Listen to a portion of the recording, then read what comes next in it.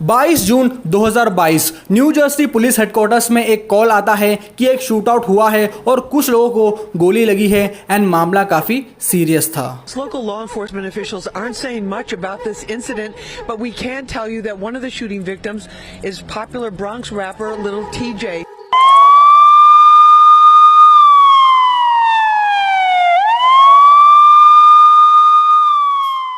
कुछ ही समय में TMZ से ये न्यूज़ ब्रेकआउट होता है कि न्यू जर्सी में जो शूट आउट हुआ था उसमें रैपर लिल टीजे इंजर्ड हुए हैं और इस एक न्यूज़ से काफ़ी हड़कंप मच गया हिप हॉप फैंस के बीच। कोर्स हमने रिसेंटली बहुत सारे आर्टिस्ट को खोया है, चाहे वो बाहर हो या फिर चाहे वो देसी हिप हॉप में हो। सो इस वीडियो में हम जानेंगे कौन है लिल टीजे, जो सिर्फ 21 साल के ही आर्टिस्ट है और न्यू जनरेशन रैपर्स के बीच कैसे एक बड़ा नाम बना लिल टीजे का। टीजे को सीन में आए हुए ज्यादा समय नहीं हुआ है, लेकिन इतने टाइम में ही गेम लॉक कर रखा है टीजे ने और इवन अपने इंडिया में भी काफी लोग सुनते हैं टीजे को। FN और पॉप आउट जैसे सुपरहिट प्लैटिनम सॉन्ग्स बनाने वाले आर्टिस्ट से किसी की क्या दुश्मनी हो सकती है हम जानेंगे और अभी इनकी हेल्थ कंडीशन क्या है वो मैं आगे आपको बताऊंगा। तो क्या हालचाल है भाई लोग, सेक्टर एक्स में आपका स्वागत है। आज हम जानेंगे लिल टीजे के बारे में कि कैसे वो इतने यंग एज में ही इस मुकाम पे पहुंचे हैं। एज ऑलवेज काफी इंटरेस्टिंग एंड मोटिवेटिंग होने वाला है आज का वीडियो, सो लास्ट तक जरूर देखना। वीडियो 3 सेक्शन में डिवाइड होगा। पहले टीजे की पूरी कहानी होगी, देन उसके बाद इंटरनेशनल हिप हॉप के अपडेट्स और लास्ट में एक आर्टिस्ट को शाउट आउट मिलेगा। सो इंस्टाग्राम वगैरह पे जुड़ के तुम्हारे भाई को सपोर्ट करना। सो इसी के साथ चैनल का इंट्रो करते हैं रोल और शुरू करते हैं आज का एपिसोड। Sector X Entertainment.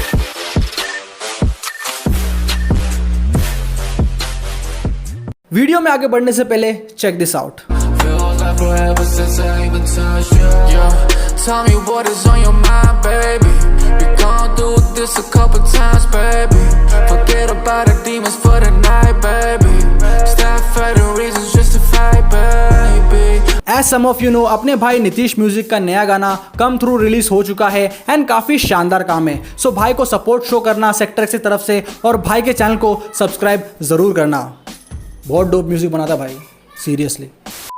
लिल टीजे, जिनका असली नाम है टियोन जेडन मेरिट, इनका जन्म हुआ था 30 अप्रैल 2001 को ब्रॉन्क्स न्यूयॉर्क में। टीजे की मॉम एक सिंगल मदर थी और उनके डैड कभी उनके जीवन में थे ही नहीं और उनके 2 सिबलिंग्स हैं जो उनसे छोटे हैं। टीजे पढ़ाई वगैरह में इतने अच्छे नहीं थे और वो काफी एवरेज स्टूडेंट थे। उनको इंटरेस्ट था स्ट्रीट लाइफ में और वो अपने हुड के ओजीज के साथ मिलके क्रिमिनल एक्टिविटीज में इन्वॉल्व थे और काफी घरों और शॉप्स वगैरह में चोरी करते थे। इसी रास्ते पे चलते फाइनली वो एक दिन फंस गए पुलिस के हाथ में और जुवेनाइल डिटेंशन सेंटर में भेज दिया टीजे को। जुवेनाइल डिटेंशन सेंटर यानी बाल सुधार गृह एक बच्चों का जेल होता है जो 18 साल के नीचे क्रिमिनल एक्टिविटीज करते हैं, उन्हें वहां भेजा जाता है। Anybody from the streets or anybody involved in anything that was ever street activity, no, rule number 1 is if you get caught, don't tell. It's yours because you was in that life, so that's what you signed up for. Saying that is basically expressing myself through music, cause I might have to. TJ को करीब 1 साल से ज्यादा गुजारना पड़ा था juvenile centre में, लेकिन उसी टाइम को उन्होंने यूज किया अपने रैप स्किल्स को डेवलप करने के लिए। वो हर दिन जेल में अपने रैप्स वगैरह प्रैक्टिस करते थे और अपने फ्लोस के ऊपर काम करते थे। टीजे को बचपन से ही लगता था कि वो स्टारडम के लिए बने हुए हैं और म्यूजिक हमेशा से ही उनके लाइफ का एक पार्ट रहा है। बचपन से ही वो माइकल जैक्सन और अशर वगैरह के गाने सुन के बड़े हुए थे और लेटर ऑन वो आगे चल के क्रिस ब्राउन, ड्रेक और इवन जस्टिन बीबर के भी गाने सुनते थे। पर टीजे को एक आर्टिस्ट तो बनना था, लेकिन उन्हें बिल्कुल भी आइडिया नहीं था कि कैसे इसका प्रोसेस चालू होता है और कैसे उन्हें उस लेवल पे पहुंचना है स्टारडम के। और तो और बचपन से टीजे को एक सिंगर बनना था, ना कि रैपर, बट किस्मत में कुछ और ही लिखा था। और सिर्फ 7 साल की उम्र से ही पोएम्स और राइमिंग वगैरह लिखना चालू कर दिया था टीजे ने अपनी मॉम की हेल्प से। लेकिन हुड में जिंदगी इतनी आसान नहीं है। सिर्फ 13 साल की उम्र में ही वो स्ट्रीट लाइफ में इतने ज्यादा इन्वॉल्व हो गए थे कि वो वीड और लीन वगैरह बेचने लग गए थे। और अगर आपको लीन के बारे में नहीं पता है तो उस बारे में हमने पर्टिकुलरली एक वीडियो बनाया है, उस वीडियो की लिंक मैं डिस्क्रिप्शन में डाल दूंगा। और 9th ग्रेड में ही टीजे ने पढ़ाई छोड़ दी थी और उसके बाद आपको जैसे मैंने बताया था वो जुवेनाइल सेंटर में चले गए थे। सिर्फ जेल में जाना ही नहीं बल्कि एक और दुख का पहाड़ उन पे टूटा था जब उनके फ्रेंड स्मेली की डेथ हो गई थी। स्मेली उनके बचपन के दोस्त थे और दोनों साथ में पले बड़े थे। स्मेली को खोने के बाद ही टीजे को ये रियलाइज हुआ कि इस जिंदगी से कुछ ना कुछ कुछ करके दिखाना है। Smelly dying just made me realize I want better. It made me realize that stuff we was doing for no reason. It was no reason to be doing all the street stuff when it's. और उन दिनों में TJ ने एक song लिखा था जिसका title था रेज्यूमे, और उन्होंने वो साउंड क्लाउड पे डाला था सन 2017 में। और देखते ही देखते ये सॉन्ग धीरे धीरे ब्लू अप होने लग गया था और 5000 प्लेस मिल गए थे साउंड क्लाउड पे। तो इसी बात पे टीजे ने फिर एक छोटा सा वीडियो भी बनाया था इसका और ऑनलाइन अपलोड कर दिया था। ये टीजे का पहला गाना था जो उन्होंने एक रिकॉर्डिंग स्टूडियो में प्रॉपरली रिकॉर्ड किया था। बाकी सब होम स्टूडियो में रिकॉर्ड कर रहे थे, लेकिन टीजे तब रिकॉर्डिंग स्टूडियो हिट कर रहे थे। इस टाइप के डेडिकेशन और क्वालिटी की वजह से कोलंबिया रिकॉर्ड्स ने नोटिस किया टीजे को। कोलंबिया रिकॉर्ड्स उस टाइम पे बहुत सारे यंग आर्टिस्ट को पुश कर रहे थे और काफी ज्यादा यंग आर्टिस्ट को उन्होंने साइन कर लिया था और उनमें से एक थे पोलो जी। इस तरह पोलो जी और लिल टीजे की जुगलबंदी बनी कोलंबिया रिकॉर्ड्स के थ्रू और दोनों ने फिर एक सॉन्ग ड्रॉप किया जो था पॉप आउट। ये गाना एक वायरल सेंसेशन बना पोलो जी और टीजे के लिए एंड बिलबोर्ड पे टॉप 10 पे लैंड हुआ ये गाना। Pop Out is crazy. Pop Out, crazy. Big Yeah. record. About to go 3 times platinum.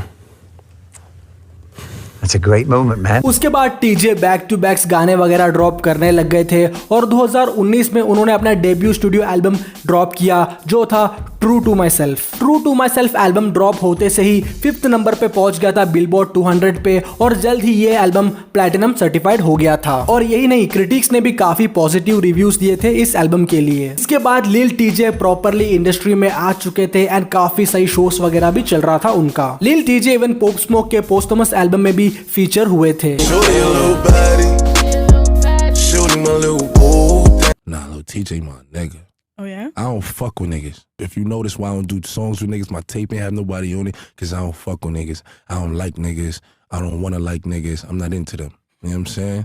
You know, cause niggas be envious. 2020 में XXL फ्रेशमैन क्लास लिस्ट में भी फीचर हुए थे लिल टीजे और उनके साथ एनेली चोपा, पोलो जी, जैक हार्लो जैसे आर्टिस्ट भी थे। उसके नेक्स्ट ईयर अप्रैल 2, 2021 को लिल टीजे ने अपना सेकंड एल्बम ड्रॉप किया जो था डेस्टिन्ड टू विन। ये प्रोजेक्ट भी सुपरहिट साबित रहा था लिल टीजे के लिए और ये एल्बम गोल्ड सर्टिफाई हुआ था। कंट्रोवर्सी की बात की जाए तो लिल टीजे का बीफ हुआ है 6ix9ine से बैक इन 2020। वेल 6ix9ine का मैटर हर किसी रैपर से हो चुका है इंडस्ट्री में। इवन अभी जो गोलीबारी हुई थी टीजे के ऊपर उस पे डीजे एकेडमिक्स ने इंस्टाग्राम पे एक पोस्ट किया था, उसके नीचे भी 6ix9ine ने बहुत ऑफेंसिव कमेंट किया है। अब हम जानते हैं कि टीजे को गोली किसने मारी। लिल टीजे न्यू जर्सी में थे और एक शॉपिंग मॉल से बाहर आ रहे थे, उतने में उन पे और उनके एक होमी पे गोली चली। जैसा हम जानते हैं कि रैपर्स वगैरह कितनी ज्यादा ज्वेलरीज पहनते हैं, सो ये एक रॉबरी अटेम्प्ट था ताकि वो लोग जिन्होंने गोली चलाई वो टीजे और उनके होमी के ज्वेलरीज वगैरह छीन के भाग सके। और एट द सेम टाइम ये भी कहा जा रहा है कि ये एक गैंग वार के चलते हुआ है। तो समस्या ये है कि स्ट्रीट लाइफ से भले ही टीजे बाहर आ गए हो, लेकिन स्ट्रीट लाइफ कभी भी किसी को इतनी जल्दी नहीं बख्शती। वेल अभी इन्वेस्टिगेशन चालू है और फिलहाल 2 जन अरेस्ट हुए हैं इसके चलते और new Jersey police full force में लगी है ये केस सॉल्व करने में। पहले जब ये न्यूज आया था कि लिल टीजे को गोली लगी है तो पूरा हिप हॉप सीन काफी शॉक हो गया था, क्योंकि एक और आर्टिस्ट को खोना बिल्कुल अफोर्ड नहीं कर पाते हिप हॉप फैंस। लेकिन ग्रेटफुली लिल टीजे की जान बच गई थी और उन्हें सही टाइम पे हॉस्पिटल पहुंचा दिया गया था। लेकिन अभी 2 दिन पहले ये न्यूज आई थी कि लिल टीजे पैरालाइज हो गए हैं, मींस उन्हें लकवा मार गया है और वो अब कभी चल नहीं पाएंगे और ना बोल पाएंगे। ये टोटली एक शॉकिंग न्यूज था, बट उनकी फैमिली आगे आई इस मैटर पे और उन्होंने क्लियर करा कि ये एक फेक न्यूज है। टीजे को इंजरी काफी सीवियर है लेकिन वो पैरालाइज नहीं हुए हैं और वो जल्द ही स्टेबल हो जाएंगे। ये एक बहुत ही ग्रेट न्यूज है हम सब हिप हॉप फैंस के लिए और सून टीजे अपना नया एल्बम भी ड्रॉप करने वाले थे। उम्मीद करते हैं कि वो जल्दी रिकवर हो जाए और अपना न्यू प्रोजेक्ट जल्दी ड्रॉप कर दे। तो ये था गाइस लिल टीजे की कहानी और उनकी हेल्थ कंडीशन की अपडेट। डरने की कोई बात नहीं है, टीजे बहुत ही जल्द सही हो जाएंगे और उम्मीद करते हैं कि वो वापस पहले जैसे एक्टिव हो जाए और हिट्स पे हिट्स ड्रॉप करे। अब मैं जल्दी से आपको कुछ इंटरनेशनल हिप हॉप के अपडेट्स दे देता हूँ। ऐसी एक न्यूज बाहर आई है कि निप्सी हसल को जिसने गोली मारी थी उस बंदे की बहुत ही बेरहमी से पिटाई हुई है जेल में।